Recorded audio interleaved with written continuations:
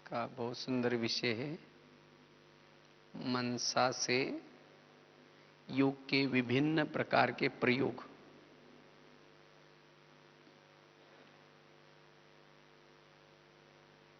वैसे तो बाबा मनसा सेवा के लिए कई बार मुरलियों में बहुत महत्व बताते हैं, क्योंकि आगे चल करके मनसा सेवा बहुत काम आएगी। मनसा सेवा एक जगह पर बैठ करके दूर दूर तक की सेवा की जा सकती है।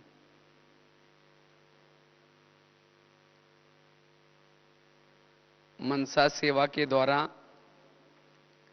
हम अपने मन को भी निर्विघ्न या व्यर्थ से बचा सकते हैं।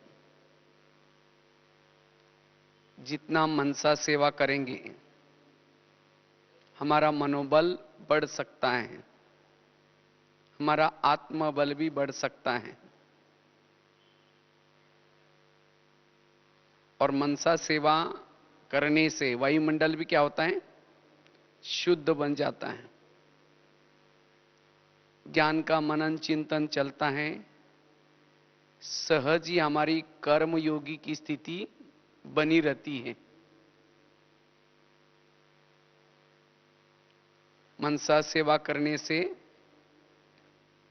हम देखते हुए भी न देखने की हमारी अवस्था बनी रहती है। वैसे तो अभी हम महारथी किसको कहते हैं? जो अच्छी से क्लास कराते हैं उनको समझते हैं कि ये महारथी है। कोई स्थूल कर्मना सेवा में मदद करते अच्छी, उनको महारथी समझते हैं। और हमें लगता है कि सतयुग में भी उनका पद बड़ा ऊंचा होगा। लेकिन आगे चल करके महारथी की परिभाषा भी बदल जाएगी। जिन्होंने अपनी मनसा को शक्तिशाली बनाया है, मन को शक्तिशाली बना करके जो अब गुप्त रूप में सेवा कर रहे मनसा के द्वारा, जिनके जीवन में कोई समस्या है, तो ऐसी गुप्त आत्मा बाबा से शक्ति लेकर के उन आत्माओं को गुप्त रूप में भेज रहे हैं। कईयों के संस्कारों को उस संस्कारों के वश है, कोई विकारों के वश हो जाते हैं, उसको शक्ति नहीं है। लेकिन कोई ऐसी गुप्त आत्मा ऐसी आत्माओं को भी सकाश दे करके उनको गुप्त रूप में मदद कर रहे हैं। तो ऐसी आत्मा का पुण्य बहुत बढ़ता है और आगे चल करके लोग उन आत्माओं के ऊपर प्रभावित होंगे जो मनसा सेवा कर रहे हैं। अभी हम ज्ञान के द्वारा किसी को प्रभावित करते हैं, आगे चल करके ज्ञान कोई सुनेगा नहीं। लेकिन जो ऐसे गुप्त मदद कर रहे, शक्ति दे रहे, उनको ढूंढते हुए लोग जाएंगे। तब पता चला कि इन्होंने कितनी गुप्त सेवा की है। और वो बहुत सारे भक्तों की निर्मति कर सकेंगे। इसीलिए बाबा कहते, बच्चे ये सेवा अब बढ़ाओ। अब लोगों को जरूरत है शक्ति की, बल की, लेकिन ये सेवा करने का आधार है ऐसी मनसा सेवा हम करें। इसके लिए हमारा मन निर्विघ्न चाहिए। उसका आधार है मन निर्विघ्न मन, व्यर्थ संकल्प विकल्प से मन और बुद्धि फ्री, वही यह मनसा सेवा कर सकता है। और इसीलिए इस सीजन की जितनी भी मुरलियां चली है बाबा की,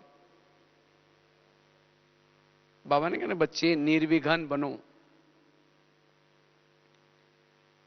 जो विघ्नों में हैं,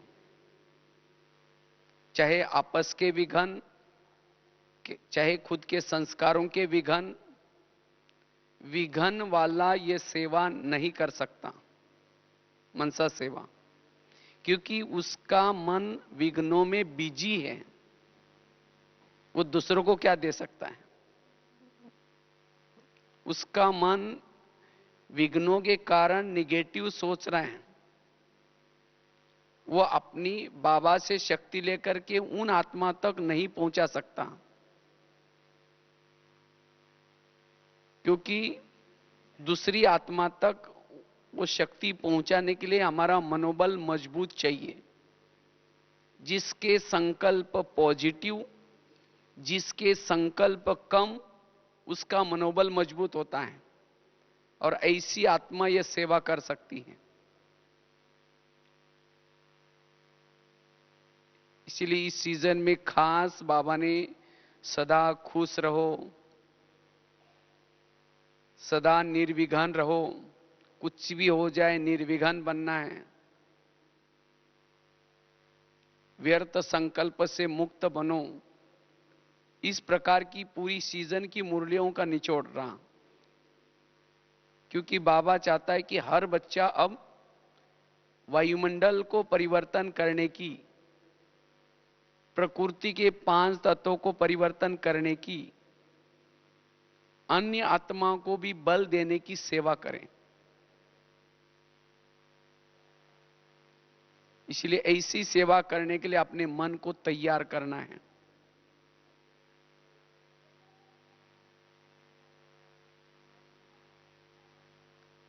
तो इसलिए निर्विघ्न बनना है। जितना निर्विघ्न मन और बुद्धि व्यर्थों से फ्री, उतना मनसा सेवा कर सकेंगे।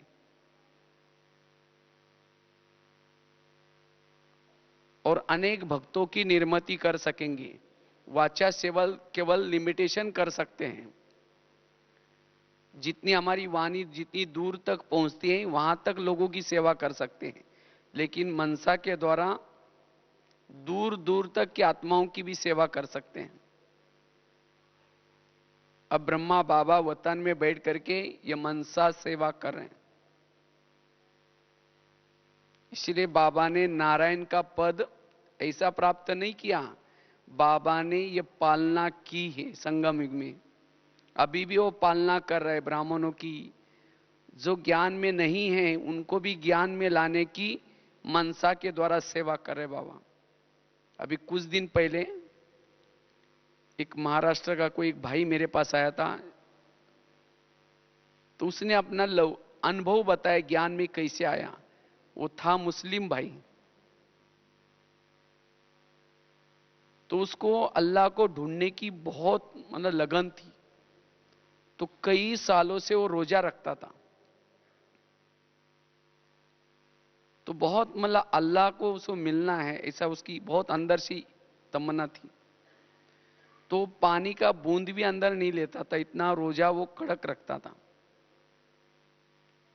तो उसने अनुभव में बताया, रात को 2:30-3 बजे जब वो सोया था, तो उसी समय एक उसने कहा कि एक बुजुर्ग व्यक्ति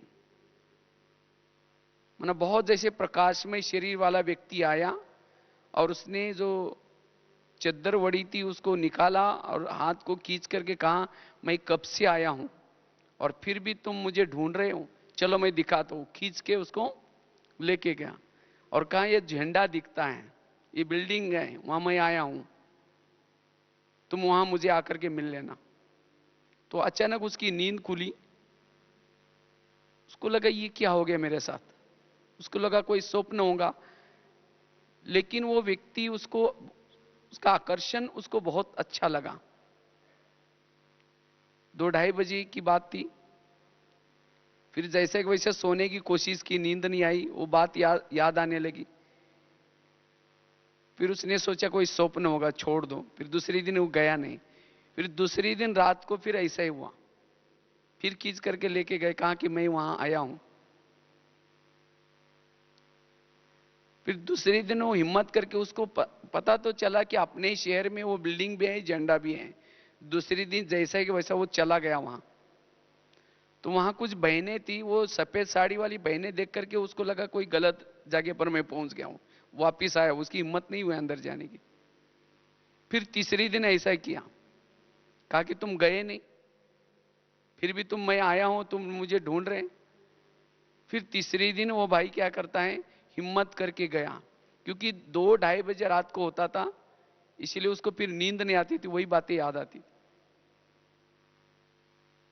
जब तीसरी दिन गया तो वहां बहनों को जाकर के हिम्मत करके पूछा, यहां एक कोई बुजुर्ग व्यक्ति रहता है और मुझे उसे मिलना है। तो बहनों ने कहा, भाई यहां तो बहनें रहते, ब्रह्मा कुमारी आश्रम है, यहां कोई बुजुर्ग व्यक्ति भाई वगैरह कोई नहीं रहते। तो बहनों ने समझ लिया कि बाबा ने उसको कुछ टचिंग किया होगा, इसीलिए आया होगा। कहा कि आप आए हैं तो इसे थोड़ा म्यूजियम देख के जाओ। जब वो म्यूजियम देख रहा था, जो तीसरा वाला चित्र था, त्रिमूर्ति वाला, ब्रह्मा बाबा का चित्र देखते ही कहा, हाँ, यही बुजुर्ग व्यक्ति है, मुझे 3 दिन से आने के लिए कह रहे हैं, इससे मुझे मिलना है। तो बहनों ने समझ लिया कि बाबा ने इसको क्या किया है, यहां तक लाया। तो कहा कि आप 7 दिन का कोर्स करो। ये तो हमारे बाबा ही अव्यक्त हो गए, समझाया।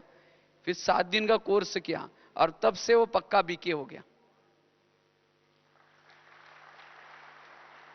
तो एक घटना में आपको बताया, ऐसी बहुत सारी जो विदेश में जो बाबा ऊपर से अव्यक्त रूप में मनसा के द्वारा सेवा कर, पालना का कार्य कर रहे हैं।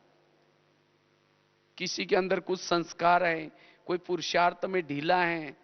अभी भी मुझे एक बहन ने फोन किया था, कहा कि मुझे बाबा इतना मतलब जल्दी रोज कोई जैसे कोई शक्ति दे रहा है, बल दे रहा है, और कहा कि आपको 108 रतन में आना है, माला में आना है, और उसके लिए सवेरे जल्दी उठा करके जैसे कोई सखास दे रहा है।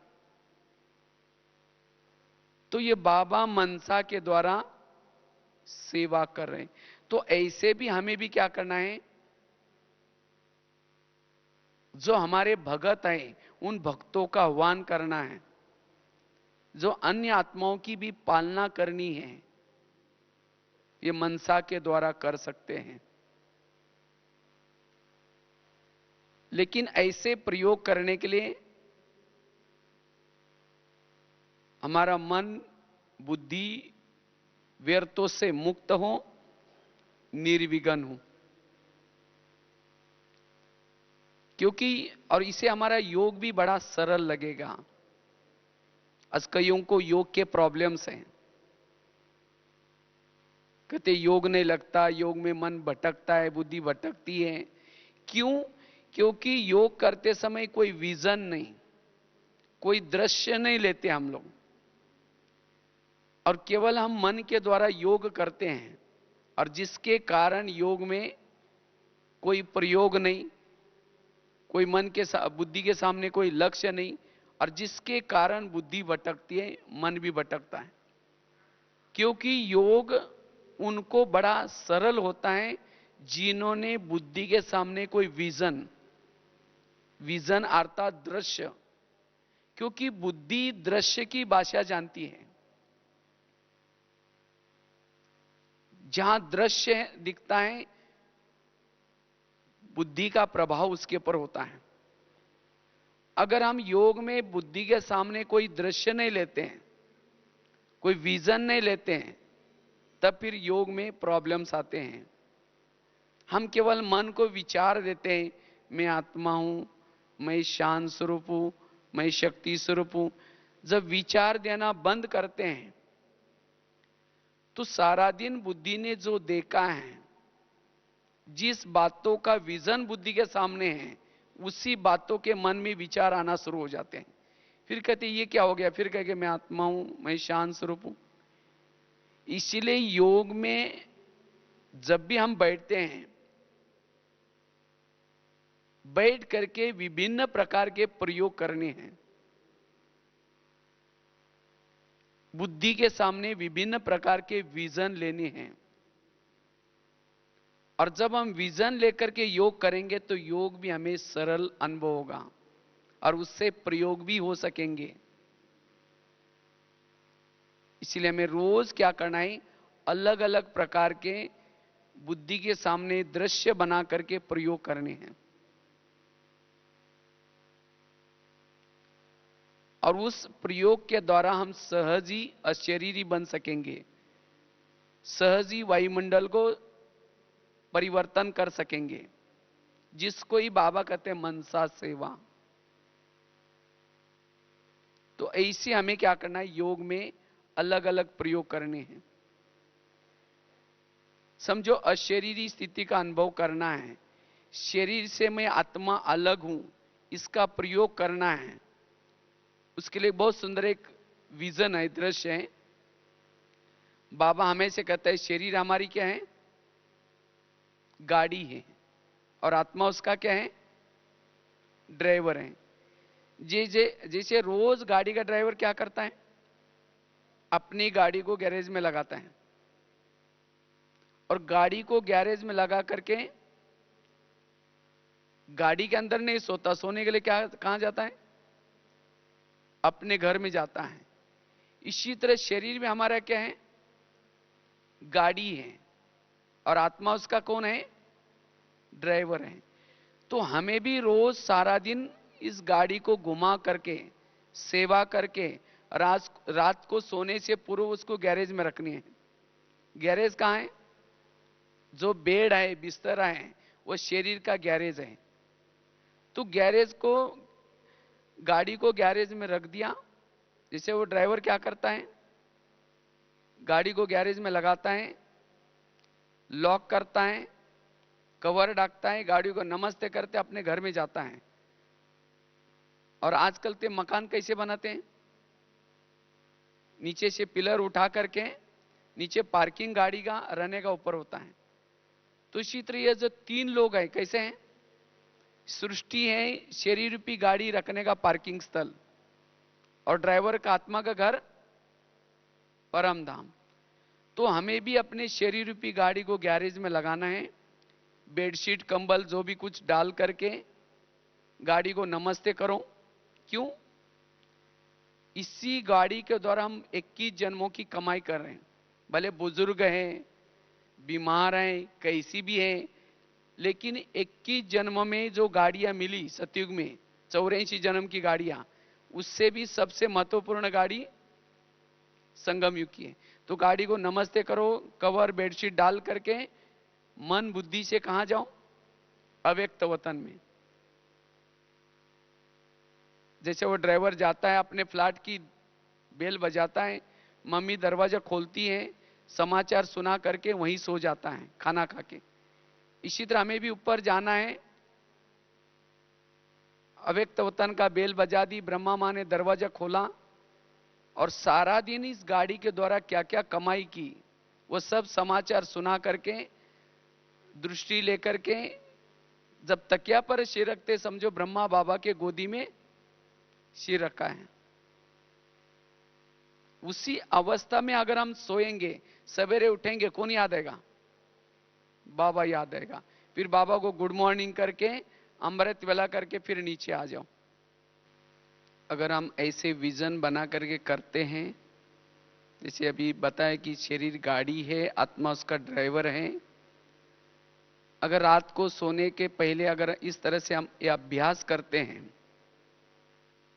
तो सवेरे उठते ही अमृत वेला भी बहुत अच्छी होगी। और फिर जब अमृत वेला करके ऊपर से जब नीचे आते हैं तो सहज सारा दिन अनुभव रहेगा, मैं आत्मा रूपी ड्राइवर ऊपर से आया हूं। तो सारा दिन अशरीरी स्थिति, आत्माभिमानी स्थिति, शरीर अलग है, मैं आत्मा अलग हूं, इसका भान सहज लगा रहेगा। नहीं तो रात को सोते समय हम क्या करते हैं, बिस्तर डाल दिया, गुड नाइट कर दिए, बाबा कहते बाबा आज तो बहुत थक गए, घर में मेहमान आए थे, उसने मुझे ऐसा बोला वैसा बोला, ऐसे सोचते सोचते शरीर में सो जाते हैं। मन बुद्धि शरीर में रहती है, और जब शरीर में सो जाएंगे तो यहां सराउंडर में, आसपास में जैसा वायुमंडल है वैसे स्वप्न आते हैं। तो इसीलिए हमें रोज कॉन्शियस से ऊपर जाकर के सोना है, और इसे नशा भी चढ़ेगी। इसे बाबा को आप चार्ट भी दे सकेंगे। तो इस तरह से विजन। दूसरा एक बहुत सुंदर विजन है।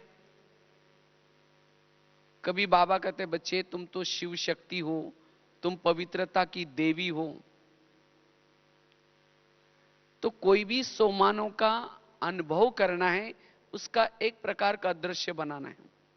केवल ये नहीं कहना है मैं देवी हूं, मैं शिव शक्ति हूं, शिव शक्ति हूं। तो इस सोमान का हम कैसे अभ्यास करें जो योग में भी उसका अनुभव रहे और सारा दिन भी उसका अनुभव रहे, कर्मों में भी याद रहे और योग में भी याद रहे। और कोई भी विजन, समझो कल कोई आपको सोमान का अभ्यास करना है, लेकिन उसकी शुरुआत आपको रात को सोने से पहले ही करनी है। तो जब जैसे बताए कि मैं शिव शक्ति हूं, पवित्रता की देवी हूं, इस विजन का प्रयोग करना है। इसे मनसा सेवा भी कैसी करनी है। जैसे बताए कि रात को सोने के पहले हम ऊपर जाकर के सो गए, फिर उसी समय अमृत वाला उठे, और उठने के बाद सामने बाबा के सामने हैं,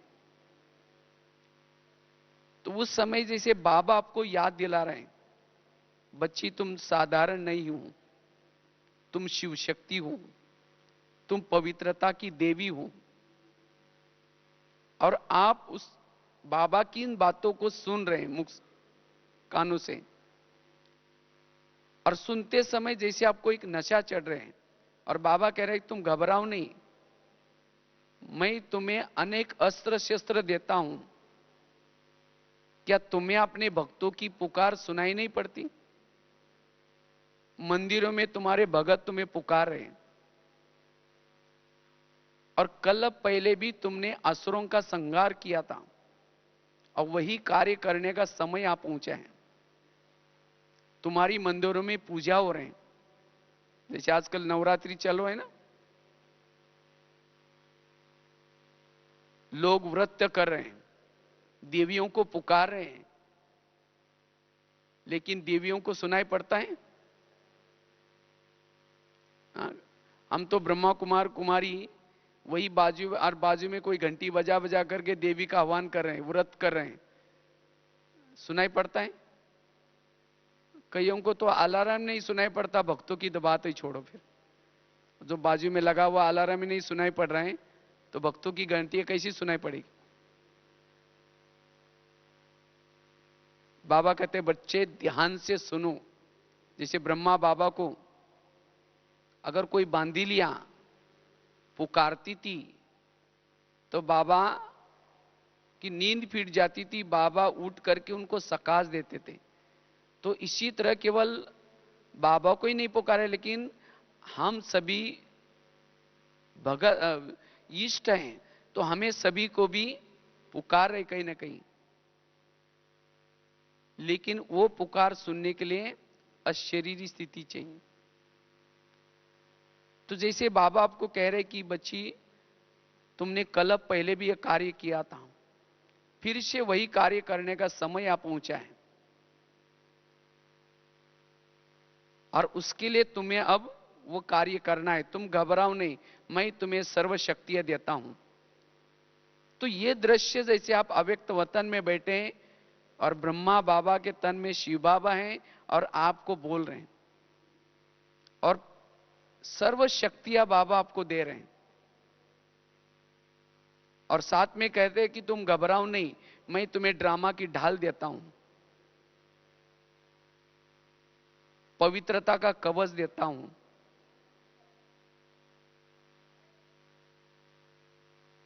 साथ में ज्ञान की तलवार देता हूं। तो बाबा एक एक अस्त्र शस्त्र आपको दे रहे हैं, और कह रहे तुम घबराओ नहीं, मैं स्वयं शिव तुम्हारे दिल में बैठा हूं, मैं तुम्हें विजय भव का तिलक लगाता हूं, तो बाप दादा आपको मायाजीत बनने का विजय का तिलक लगा रहे हैं और अपनी सर्वशक्तियां दे रहे हैं। अब अनुभव करो कि अभी सर्वशक्तिवान मेरे दिल में बैठा है, मेरे पास अनेक अस्त्र शस्त्र हैं, बाबा की सभी शक्तियां मेरे साथ में हैं। अब मेरा मनोबल बढ़ गया। अब मैं अनुभव करे कि मैं मास्टर सर्वशक्तिवान हूं, मैं भक्तों की इष्ट हूं। अब मुझे नीचे धरती से भक्तों की पुकार सुनाई पड़ रहे हैं। अब मैं शीर के ऊपर सोने का मुकुट पहना हुआ है, हाथ में त्रिशूल है, ड्रामा की ढाल है, ज्ञान की तलवार है, और मैं देवी अब बाबा से शक्तियां लेकर के नीचे धरती पर जा रहे हूं, भक्तों का उद्धार करने के लिए जा रहे हैं। आकाश मार्ग से नीचे उतर रहे हैं। जहां मंदिर में मेरी पुकार हो रहे हैं उस मंदिर की तरफ जा रहे हैं। पीछे के दरवाजे से जा रहे हैं, जहां मूर्ति लगी है मैं मूर्ति के पास खड़ी हूं। भगत मेरी आरती गा रहे हैं, देवी आओ हमें असुरों से बचाओ। और मैं देवी अब बाबा से प्राप्त हुई शक्तियां उन भक्तों को क्या कर रही हूं, मंदिर मूर्ति के पास खड़ी होकर के दे रही हूं, मस्तक के द्वारा दे रही हूं, दृष्टि के द्वारा दे रही हूं, वरदानी हाथ घुमा करके दे रही हूं, और सभी भक्तों को संदेश दे रही हूं, हे भक्त लोग, हे वत्स लोग, जिनकी तुम पूजा कर रहे हैं वो परमात्मा इस धरती पर आ चुका है। अगर तुम्हें उसे मिलना है तुम ब्रह्मा कुमारी आश्रम में आओ, मैं देवी भी वहीं तपस्या कर रही हूं।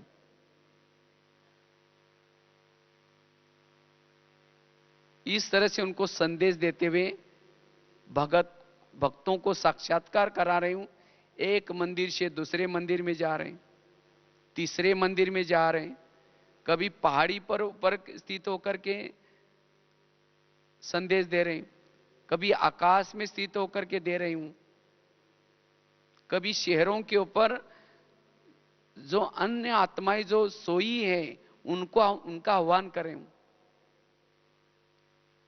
तब जो भी बीके बनने वाले हैं, ज्ञान में चलने वाले हैं, उनको आभास होगा कि कोई देवी मुझे पुकार रहे हैं, कोई देवी मुझे बुला रहे हैं। बैठे योग में, और इस तरह से हम इसको कहते हैं मनसा सेवा। यह है मनसा सेवा। और दूसरे तरफ बीच बीच में बाबा का भी गुणगान गा रहे हैं। वो मीठे बाबा जिनको दुनिया ने कहा था नारी नरक की द्वार है, और आपने तो मुझे स्वर्ग का उद्धार करने वाली बनाया।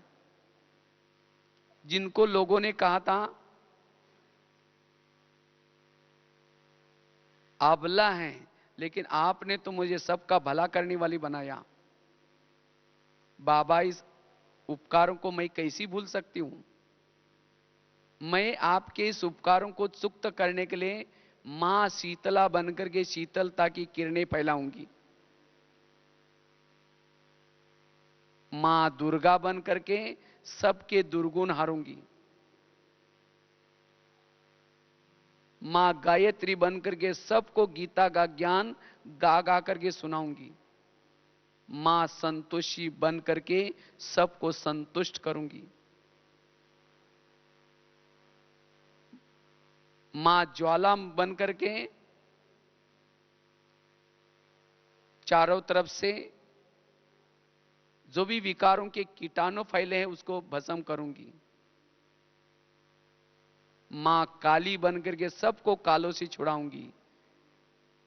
मैं शिव शक्ति हूं। तो इस तरह से अगर हम योग में अनुभव करते हैं, पता ही नहीं चलेगा कि योग में मन भटकेगा भी नहीं, बुद्धि भटकेगी भी नहीं, बहुत आनंद आएगा। घंटों तक अगर हम बैठते योग में तो भी योग में व्यर्थ संकल्प नहीं आएंगे, क्योंकि इसमें बुद्धि भी बिजी हो गई, मन भी बिजी हो गया, सेवा भी हो जाएगी, वायुमंडल भी अच्छा फैलेगा। फिर सारा दिन भी उसी स्वरूप में, मैं शिव शक्ति हूं, मैं देवी हूं। और जिस प्रकार के हम सोमानों के अभ्यास करते हैं, उतना हमारी चाल चलन भी बदल जाती है, उतना हमारा आंतरिक सूक्ष्म शरीर भी क्रिएट होता है। बाबा कहते हैं ना, अंतिम समय लोगों को साक्षात्कार होंगे। जिसने जिस स्वरूप का अभ्यास किया, उसी स्वरूप के लोगों को साक्षात्कार होंगे। जिसने आत्म स्वरूप का अभ्यास किया, लोगों को उसका आत्म स्वरूप दिखाई पड़ेगा। जिन्होंने देवी स्वरूप का अभ्यास किया, उनको देवी स्वरूप में दिखाई पड़ेंगे। एक बार ऐसे हम जब दिल्ली में थे, तो गुलजार दादी जी को एक प्रश्न पूछा था। हमने कहा, दादी जी, जब भारत पाकिस्तान का युद्ध हुआ था और उस समय हमारा यज्ञ तो पाकिस्तान में था, जैसे 2-3 दिन पहले भी रतन दादी भी सुना रहे थे, जहां से ट्रेन स्टेशन था बिल्कुल उसके नजदीक, तो लोग काट रहे थे, ट्रेनों में भर रहे थे। और उस समय हमने कहा, दादी जा, मतलब डर नहीं लग रहा था? तो दादी ने एक बहुत अच्छी बात बताई। दादी ने कहा कि हम लोग सोमान में रहते थे, हम देवी हैं, हम शिव शक्ति है, हम साधारण कुमारियां नहीं है, साधारण नहीं है। और उस समय कई मुसलमान हम लोगों को पूछते थे। दादी ने कहा, देविया, तुम लोगों को तो कोई तंग नहीं करता ना? अगर तंग करेंगे हमको बताना, हम उसको खत्म कर देंगे। तो देखो, दादियों का वो स्वरूप दिखता था, क्योंकि बाबा ने वो अभ्यास किया था 14 वर्षों में। इसी तरह अंतिम समय जो आदि में हुआ, वो भी अंत में होने वाला है। अगर हमने कोई स्वरूप का अभ्यास नहीं किया, तो अंतिम समय हिंदू मुस्लिम का जो दर्दनाक सीन होगा, विनाश का सीन होगा, वो कैसे देख पाएंगे? इसीलिए बाबा कहते, बच्चे उस स्वरूप में रहो। तो इस सोमानों के बहुत बड़े फायदे हैं। ऐसे हमें विजन का अभ्यास करने से, और एक दिन की बात नहीं, जैसे नवरात्रि में अभी जैसे 9 देवी हैं, कभी दुर्गा बनकर के आओ, कभी शीतला बनकर के आओ, कभी संतोषी मां बनकर के आओ। आज मैं संतोषी मां बनकर के धरती पर जा रही हूं, सबको संतुष्ट कर रहे हैं। आज कई माताएं कहती हैं, हमारा पति तो पवित्रता के लिए तंग करता है।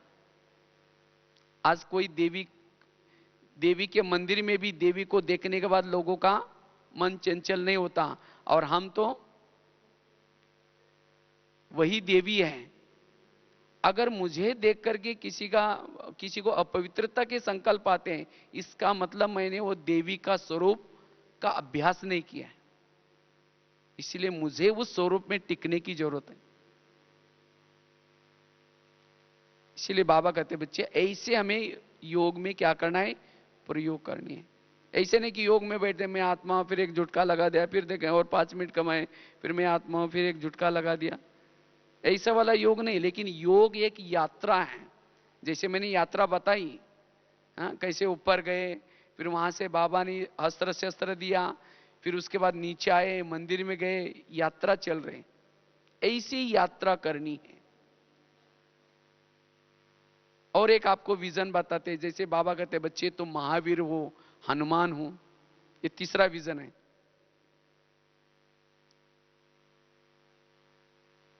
तो जैसे बताए कि मैं महावीर हूं, हनुमान हूं, तो जैसे रात को सोने के लिए हम जैसे बाबा के पास ऊपर गए, और सवेरे उठते ही जैसे बाबा स्मृति दे रहे, बच्चे तुम साधारण नहीं हो, तुम महावीर हो, तुम हनुमान हो। कल पहले भी तुमने अनेक आत्मारूपी सीताओं को माया के पंजे से छुड़ाया था, विकारूपी जेल से छुड़ाया था, लंका को जलाया था। वही कर्तव्य करने के लिए तुम्हारा अब समय आ चुका है। क्या तुम्हें अपनी उस आत्मारूपी सीताओं की आवाज नहीं आती? तुम नीचे धरती पर जाओ और तुम अनेक आत्मारूपी सीताओं को छुड़ाओ। तुम घबराओ नहीं, मैं स्वयं राम तुम्हारे दिल में बैठा हूं, और तुम घबराओ नहीं, मैं सर्व शक्तियां आपको देता हूं।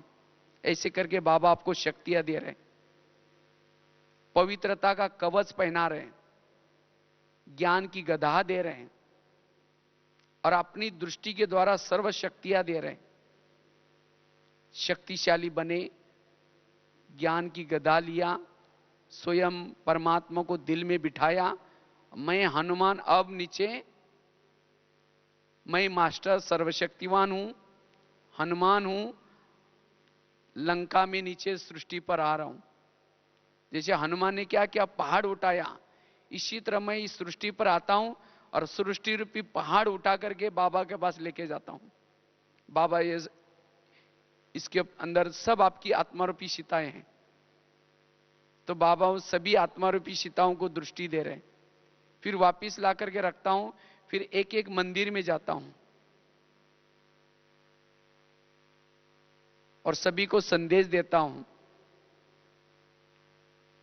तो इस तरह से मैं महावीर हूं, मैं हनुमान हूं, सारा दिन चलते फिरते भी उसी स्वरूप में रहेंगे तो सहज हम कर्मयोगी भी बन सकते हैं, बैठक योग भी अच्छा लग सकता है। यह है तीसरा प्रयोग। चौथा, जैसे कई भाई बहने होते हैं, कोई विघ्न आए हैं, घर में कोई समस्या आई है और उनका योग नहीं लग रहा है, और वो योग कहां लगाते हैं, परम धाम में जाने की कोशिश करते हैं, लेकिन वो विघ्न रूपी बात याद आ रहे हैं, अब करे क्या, परम धाम में तो टिक ही नहीं सक रहे। तो उसी समय आपने तो मधुवन तो देखा है ना, उसी समय आप परम धाम में नहीं जा सकेंगे। तो परम धाम में जाने के बजाय आप क्या करो, उस विघ्न रूपी वायुमंडल से, उस व्यर्थ से वायुमंडल से थोड़ा दूर जाओ। तो कैसे जाना है, तो आप वहीं बैठे हैं, लेकिन आप उस समय मधुवन को याद करना शुरू करो। आप मधुवन में जब आए थे, कैसे आए थे, आपको मधुवन में आने का निमंत्रण मिला, तो सभी भाई बहने सेंटर पर इकट्ठे हो गए, वहां से आप अपने शहर के स्टेशन पर गए, फिर वहां से यात्रा करते करते यहां तक पहुंचे, फिर आबू रोड में आप सभी को बसें लेने के लिए आई थी, वहां से आप यहां आए और यहां आने के बाद फिर नहाए धोए, फिर बाबा के कमरे में बैठे, फिर उसके बाद दूसरी दिन माउंट आबू घूमने के लिए गए, माउंट आबू में ओम शांति भवन के अंदर गए। तो उस दृश्य को अगर याद करेंगे तो धीरे धीरे वहां की जो बातें आप भूल सकेंगे। ये तो सहज है ना, मधुवन को याद करना सहज सामने आएगा। तो उसके बाद मधुवन में गए थे, उसके बाद नीचे शांति स्तंभ के पास आए, शांति स्तंभ को 2-3 चक्कर लगाया, कितना अच्छा अनुभव हुआ था। उसके बाद धीरे धीरे बाबा के झोपड़ी के तरफ जा रहे हैं, झोपड़ी के बाजू में झूला रखा है, उस झूले पर थोड़ा 2 मिनट के लिए बैठे, वहां से झोपड़ी में गए जहां बाबा खत लिखते थे बच्चों के लिए, तो वहां बैठे 2 मिनट, वहां से बाबा के कमरे में गए जहां नीला सा ट्रांसलाइट है, बाबा की खटिया भी रखी है, तो वहां 2 मिनट मिले बैठे थे। वहां से फिर पीस पार्क में गए, पीस पार्क में वो गुरु सुकेर की तरफ देख रहे, बहुत अच्छा, वहां जहां ओम का जो बना हुआ है सीमेंट का, वहां खड़े हैं। वहां से फिर नीचे आए, तो उसके बाद बाबा आने का दिन था, दूसरी दिन, तो उसे पूर्व आकर के बैठे थे। इतनी बड़ी सभा थी, फरिश्ता की सभा, मैं कितना भाग्यशाली था उसके अंदर, इतनी सभाओं के बीच में मैं बैठा था। फिर उसके बाद बाबा का रथ आया, दादी जी, उसके बाद उन्होंने बैठे, फिर गीत चालू हो गया, हम उड़ के चले जाएंगे। फिर बाबा आए और उस दृश्य को याद करो, बाबा ने कितनी अच्छी पावरफुल दृष्टि दी थी। उसके बाद जब सफेद लाइट हो गई, फिर मुरली चालू हो गई, मुरली चलने के बाद बाबा ने क्या क्या उस मुरली में मुख्य बातें बताई थी वो याद करो। और उसके बाद फिर बाबा, बहुत दिल था कि जाकर के बाबा को गले लगे, लेकिन इतनी 25,000 की 26,000 की सभा थी, सिक्योरिटी बहुत मजबूत थी, इसीलिए चांस भी मिलना मुश्किल था। लेकिन बाबा ने एक मुरली में कहा था कि बच्चे आप कभी अव्यक्त वतन में आओ, वहां तो कोई सिक्योरिटी नहीं, आप वहां को गले लगा सकता हूं। उसके बाद में जैसे तपस्या धाम में गए, वहां से मैंने पीछे मुड़कर देखा, जो ओम शांति जो पहाड़ी पे लिखा है, तो जैसे वहां गए, वहां से ऊपर देखा, ऊपर देखते मेरा स्थूल शरीर प्रकाशमय हो गया। प्रकाशमय होते जैसे ऊपर उड़ते हुए जा रहा हूं, चांद सूरज के से भी पार जा रहा हूं, बिल्कुल अव्यक्त वतन के नजदीक पहुंचा हूं, जहां ब्रह्मा बाबा तपस्या कर रहे हैं। जब मैं नीचे से आते ही देखता है बाबा खड़े हो गए, और खड़े होकर के मुझे गले लगाया, फिर नीचे बिठाया, फिर पूछा कि बच्चे कैसा आना हुआ। तो कहो कि बाबा मैं मधुवन में तो आया था, लेकिन दिल था कि आपके गले मिले, लेकिन आपने एक मुरली में कहा था कि आप अव्यक्त वतन में आना, वहां लगाऊंगा, इसीलिए आया हूं। तो बाबा ने आपको बहुत अच्छा, जैसे जानकी दादी को गले लगाया जाता है वैसे मुझे भी गले लगाया, और मेरे मस्तक के ऊपर हाथ रखा, जैसे वो दृश्य सामने लाऊं, और हाथ रखते मेरा प्रकाश में शरीर भी गायब हो गया, मैं एक बिंदु आत्मा बन गई। उसी आत्मा को बाबा ने हाथ लिया, पावरफुल दृष्टि दी। दृष्टि देते ही मैं अनुभव करे कि मैं हजारों सूर्य से भी शक्तिशाली हूं, और उसी बिंदु को बाबा ने ऊपर उछाल दिया, मैं परम धाम में पहुंच गई हूं। जहां से मैं धरती पर आई थी उसी स्थान पर पहुंच गई हूं, शिव बाबा के बिल्कुल नजदीक। मैं कितना भाग्यशाली हूं, यहां आने से मुझे बहुत सुख मिल रहा है। फिर मैं नीचे धरती पर देख रहा हूं, धरती हिल रहे, भूकंप हो रहा है, लोग चिल्ला रहे, अच्छा मैं पहले आकर यहां पहुंच गई हूं, परम धाम में तो कुछ नहीं होने वाला। तो इस तरह से अगर ये दृश्य याद करेंगे, आपको जो विघन आया था, किसने कुछ बोला था, याद रहेगा? भूल ही जाएगा। तो ऐसे हमें क्या करना है योग में?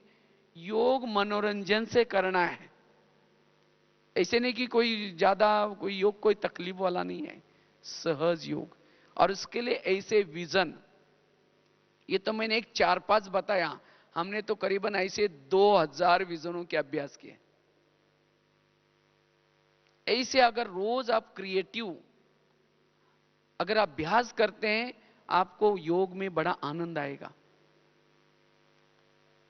इससे कर्म में भी सारा दिन आप योग युक्त रह सकते हैं। एक दिन ऐसे मैं सोचा कि अभी कल के दिन मुझे क्या विजन का अभ्यास करना है, तो मैं ऐसे ही बैठा था, कमरे में गया था, तो इतने में एक कीड़ा आ गया, और वो जो ट्यूब लाइट लगी थी उसके ऊपर बैठ गया। वो मधुमक्खी थी, बैठ गई। फिर उसके बाद कुछ समय के बाद उसको चक्कर लगाना शुरू किया। फिर वही कीड़ा क्या करता है, कोने में बैठा उस लाइट को देखता रहा। तो मेरे तुरंत एक विजन याद आया, मैं भी एक परवाना हूं, और शिव बाबा मेरा कौन है? क्षमा है। तो मैं भी यहां बैठता हूं, यहां से प्रकाश में एक बिंदु बन करके ऊपर जाता हूं। वो परवाना, वो क्षमा परम धाम में अपनी शक्ति फैला रहे हैं। तो मैं जाते हैं उसके ऊपर फिदा होता हूं, कभी बैठ कर चारों तरफ से चक्कर लगाता हूं, फिर कोने में बैठ करके उस परमात्मा को निहारता हूं अपलक होकर के। यही योग है। तो मुझे उस दिन इतना अच्छा लगा, इतना अच्छा योग लगा, मैं 2-3 घंटा बैठा, मुझे पता भी नहीं चला।